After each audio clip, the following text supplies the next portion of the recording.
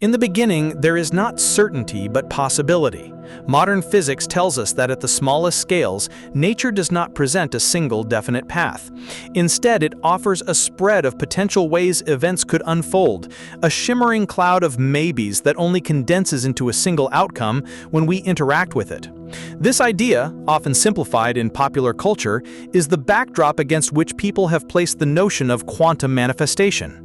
At its heart, quantum manifestation is the claim that the relationship between mind and matter is not passive. It is the suggestion that what you hold in attention, with clarity and consistency, does not merely describe the world you experience, but actively shapes the probability of the paths you and your environment will take. To understand how it works, we must walk slowly, separating physics from metaphor, mechanism from myth, and then bring them together again in a way that is rigorous, humane, and useful. Start with quantum mechanics. At the scale of electrons and photons, objects can be in superposition, mathematically represented as a combination of possible states. When we measure them, we find a single result, as if the cloud of possibilities has collapsed into one raindrop of reality. This collapse is not a mystical choice by the universe, but a formal description of information becoming definite relative to a measuring interaction. The observer in physics is any system that registers information, not necessarily a human mind. A photodetector can observe. A screen can observe. Even the surrounding environment can, through a process called decoherence, selectively damp away delicate quantum possibilities and leave behind the robust classical facts of everyday life. This is crucial because it sets the limit of where quantum weirdness translates into human experience. The microscopic indeterminacy averages out at the macroscopic scale where we live, move, and meet each other. Now consider the leap that popular language takes. In everyday speech, observation means something conscious, the act of looking, the act of attending. In physics, it means interaction and information transfer. The two senses are not identical, but they are not alien either. Human observation is also an interaction. Your senses sample photons, vibrations, and chemical signals. Your neurons update their patterns. Your brain builds a best guess of what is out there. Through this loop, attention changes perception, perception changes meaning, meaning changes choice, and choice changes the world you then encounter. Quantum manifestation borrows the language of the small, then applies it to the large through this attention-action loop. It is not claiming that you snap your fingers and violate conservation laws. It is claiming that the world you enact depends strongly on the models you carry, the questions you ask, and the signals you amplify, especially over time. To see how the mechanism can work without magical thinking, step into the brain. Neuroscience suggests that the brain is a prediction machine. It constantly forecasts what it expects to perceive, then updates its models based on the difference between expectation and incoming signals. This is often called predictive processing. Your internal model pushes down hypotheses about what is happening. Your senses push up evidence. The mismatch, called prediction error, does the learning. Where attention goes, error is weighed more heavily, and change happens faster.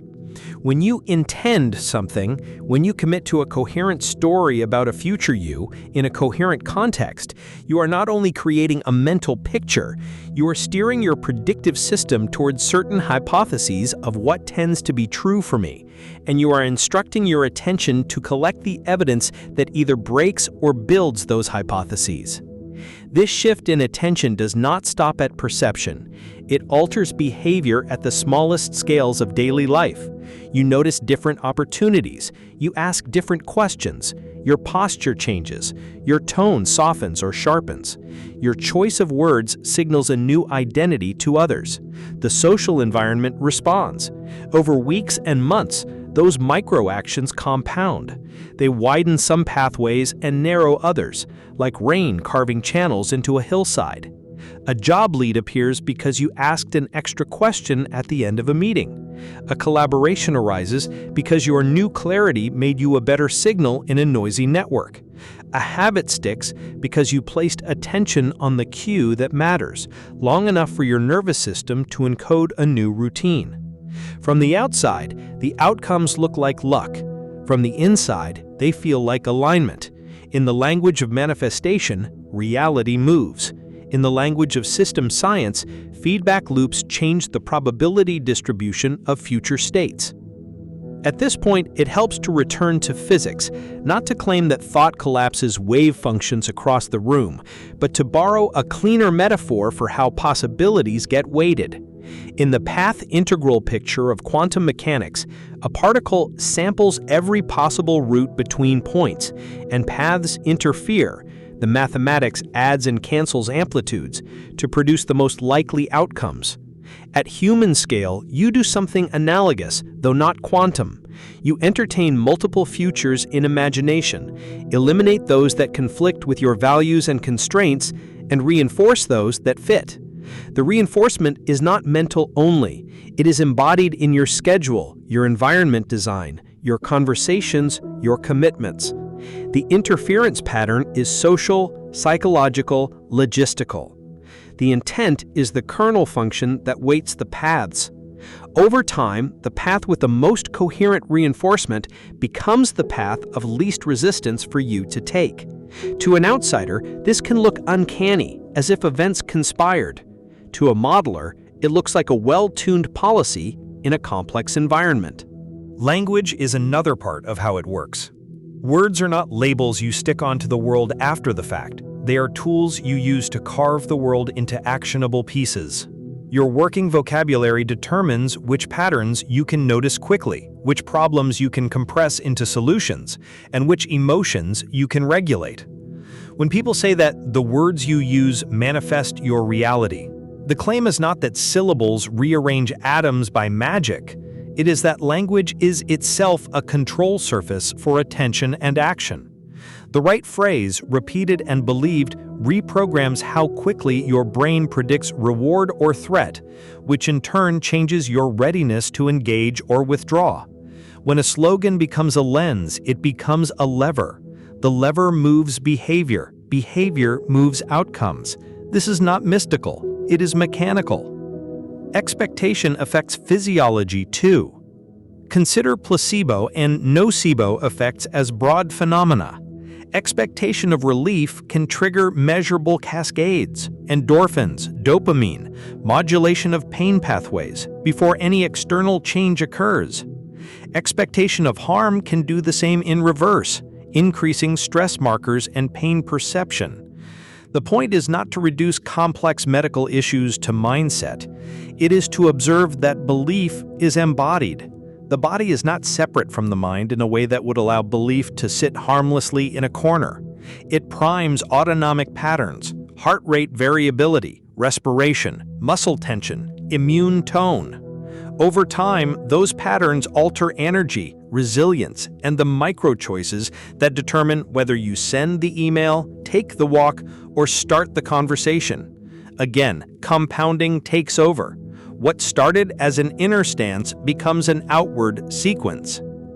Now expand the frame further into networks. You do not manifest in a vacuum. You manifest at the junction of many other lives.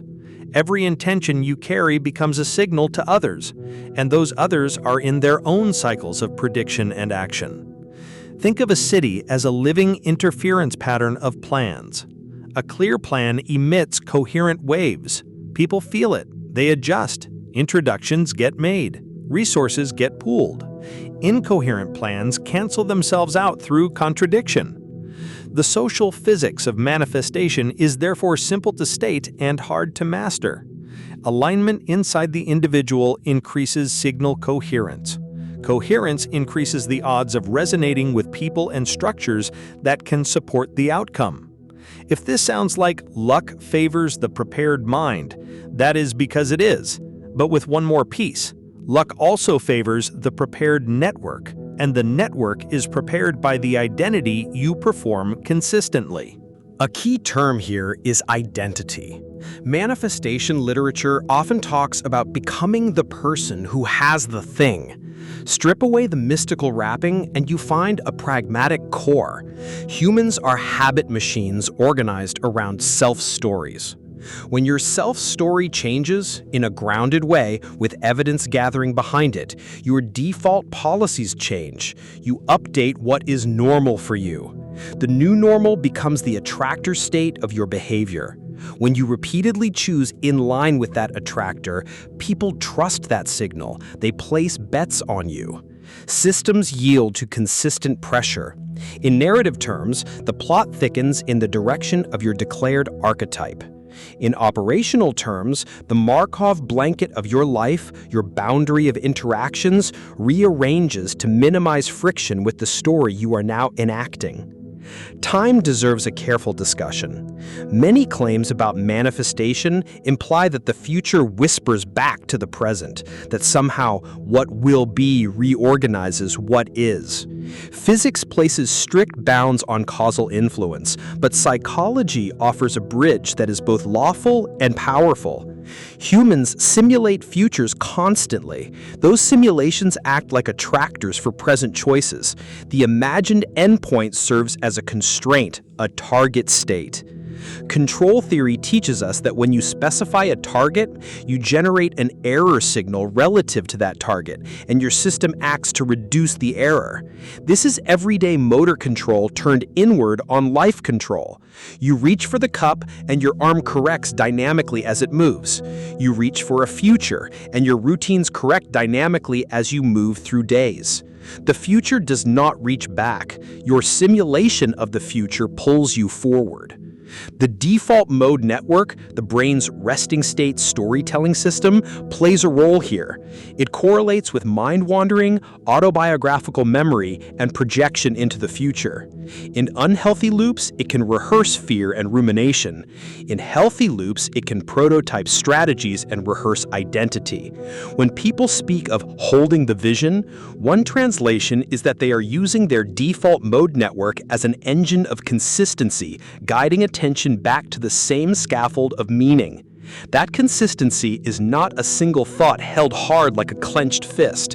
It is a gentle return many times per day over weeks and months in which the nervous system finds a stable groove and begins to prefer it. Once preferred, it is defended by habit and rewarded by dopamine. The groove deepens. The probability mass of your life moves. Skepticism has an important place in this story.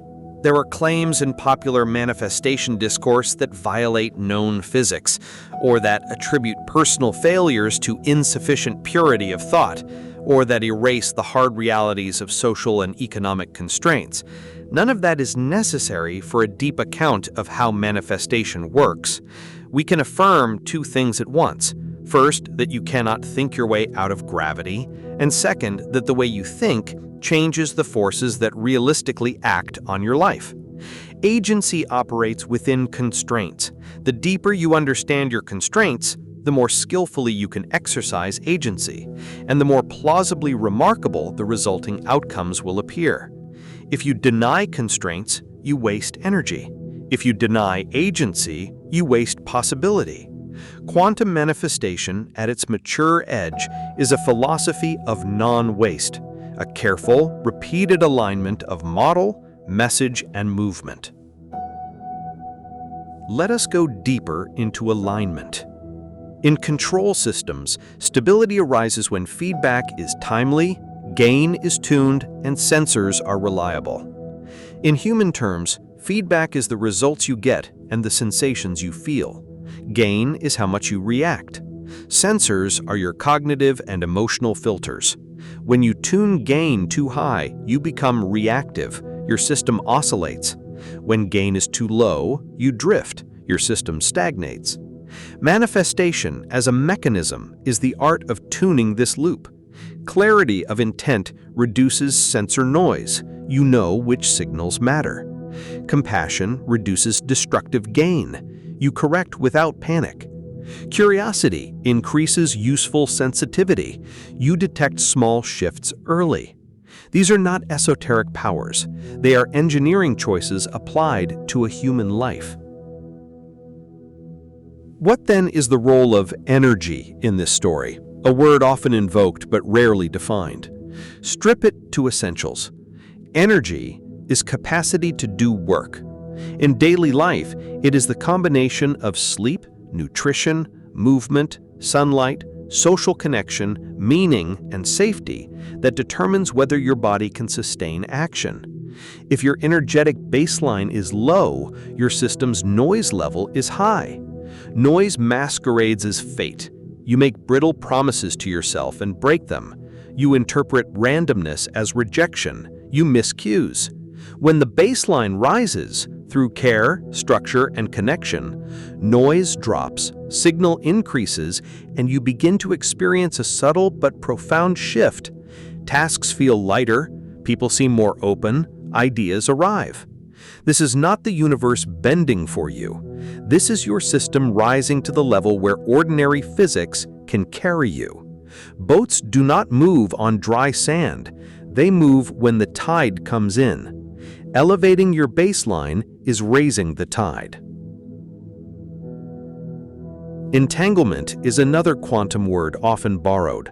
In physics, entangled particles share correlated properties in ways that defy classical intuitions.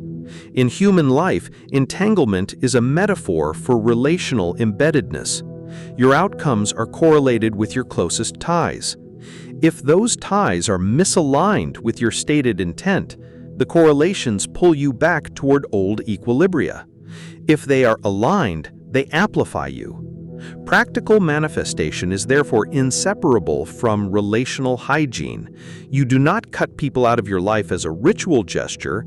You bring your new coherence to the relationship and see whether it resonates. If it does not, you gently decouple or redefine the boundary.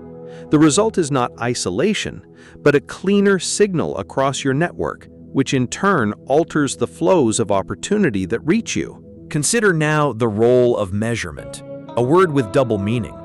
In physics, measurement collapses superposition into a specific state relative to an apparatus. In life, measurement collapses vague intention into specific accountability relative to a system. The moment you measure, honestly, your results, your budget, your time, your conversations, you convert abstraction into evidence. Evidence teaches. Over time, this rigor is indistinguishable from magic. People will call you lucky. What they cannot see is that you built a measuring apparatus around your intent and allowed reality to teach you quickly. The universe did not conspire. You conspired with feedback. Ethics must be explicit. A mature account of manifestation refuses to blame victims. Luck exists, injustice exists. Structural barriers modify the playing field in ways that are not solved by affirmation. The point of this framework is not to deny any of that. It is to ask, given the truths you cannot change today, where does your attention produce the most leverage tomorrow?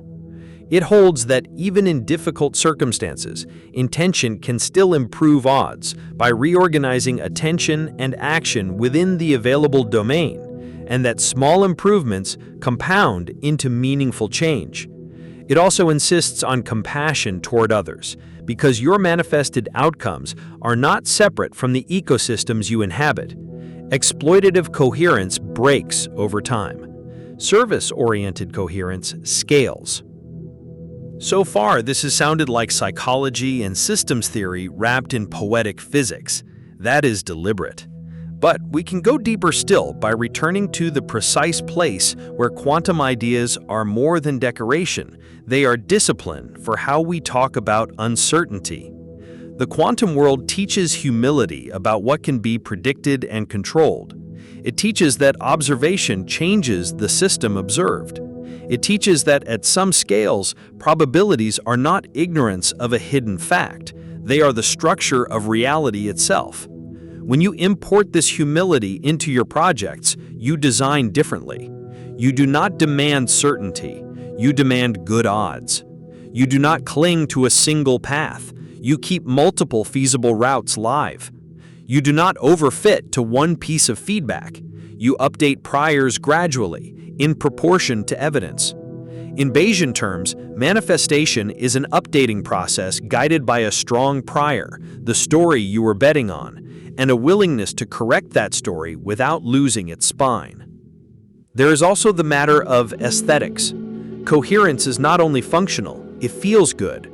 When your values, words, body language, calendar, and company rhyme, They emit a felt sense of rightness. Across cultures and disciplines, this sense appears where systems are in sync. In music, it is harmony. In architecture, symmetry and proportion. In code, elegant abstractions that reuse themselves. In life, it is the quiet knowledge that you are not at war with yourself. This feeling is not the goal of manifestation, but it is a reliable indicator that you're operating near the attractor you chose. When it fades, you investigate. When it deepens, you proceed. Let us interrogate synchronicity, a word many use to signal meaningful coincidences that seem to cluster around a stable intention. The skeptical account is selection bias. You notice what you are primed to notice. That is true, and it does a lot of work, but notice also that the primed noticing is not neutral. It alters behavior, and behavior alters encounter. If you are primed for generosity, you take the small risk of greeting a stranger warmly. The stranger turns out to be an ally. If you are primed for learning, you ask the extra question in the room where it matters. The answer changes your trajectory. The coincidence is not a violation of probability. It is a reconfiguration of exposure. You rotate your sails toward winds that were already blowing. Chance did not change. Your cross-section did. To you, inside the experience, it feels like the world is speaking. To a statistician, you are sampling different parts of the distribution. Both views can be held at once. The final layer is meaning. Why does any of this matter beyond efficiency or success? Because humans are narrative creatures who suffer when our stories are incoherent and flourish when they are integrated. Manifestation, at its best, is not a technique for acquiring object. It is a practice of crafting a worthy story and inhabiting it with enough integrity that the world can meet you halfway. That half meeting is not guaranteed, but when you design for it, by clarifying your model, cleaning your signal, raising your baseline, measuring honestly, and participating ethically, you maximize the channels through which the world can say yes. Over years, this looks like a life that fits you. From the inside, it feels like dignity. Now gather the mechanism into a single flow, not as an instruction list, but as an explanatory arc. An intention forms, not as a vague wish, but as a clear model of a future state. That model stabilizes your predictive brain. Stabilization redirects attention toward cues and evidence consistent with the model. Attention modifies perception, which modifies emotion, which modifies microactions. Microactions interact with social and physical environments, altering feedback. Altered feedback updates the model, increasing its precision where right and softening it where wrong. The loop repeats. Meanwhile, language articulates the model to others, shaping how they perceive and respond to you. Physiological state, your energetic baseline, sets the bandwidth of the loop, determining how much signal passes without distortion. Relationships act as amplifiers or dampers, depending on alignment. Measurement translates abstraction into accountability. Ethics governs the sustainability of the whole system. Over time, probabilities shift. Pathways that were low likelihood become likely. From the outside, this is called manifestation. From the inside, it is skilled participation in uncertainty. Some will ask whether consciousness itself plays a fundamental role in the collapse of quantum possibilities. Physics, as practiced today, does not require that assumption to make accurate predictions. But for the purpose of living, we do not need to settle metaphysics to reap the benefit of disciplined attention. Whether or not the cosmos is, in the deepest sense, mind-like, your mind is the interface through which the cosmos becomes navigable to you. Your capacity to hold a coherent picture, to update it with evidence, to communicate it with clarity, and to act on it with kindness is enough to change the landscape of your days in ways that are indistinguishable from the best stories told about quantum magic. If the mystery needs a name, keep it. Call it quantum if that word helps you respect uncertainty and act with precision. Call it manifestation if that word helps you honor the role of meaning. but beneath the names, keep the mechanism clean. We end where we began, with possibility. In the smallest spaces, nature offers maybes that become facts through interaction. In the human sphere, your life offers maybes that become facts through attention, language, relationship, and action. The bridge between these realms is not a spell, but a loop. The loop is not fragile, it is resilient when you are patient. It is honest when you measure. It is powerful when you align with others. The point is not to dazzle. The point is to live in a way that gathers scattered potential into specific good. That is what it means, in the most grounded sense, to manifest. If you want an image to hold while all of this unfolds, picture a coastline at dusk. The tide is turning. The ocean of possibility advances, withdrawing from one configuration and rising into another. Tide charts exist. You learn them. The moon pulls. You cannot move it, but you can shape the harbor. You can place lights at the right distances. You can clear driftwood from the channel. You can build a vessel that runs well in local waters. You can recruit a crew that sings the same work songs. And then, night after night, you can set out, not expecting the sea to bow, but trusting that when you keep your instruments honest and your hands steady, currents that once felt like chaos become something you can ride. At that moment, manifestation is not a claim about bending the universe.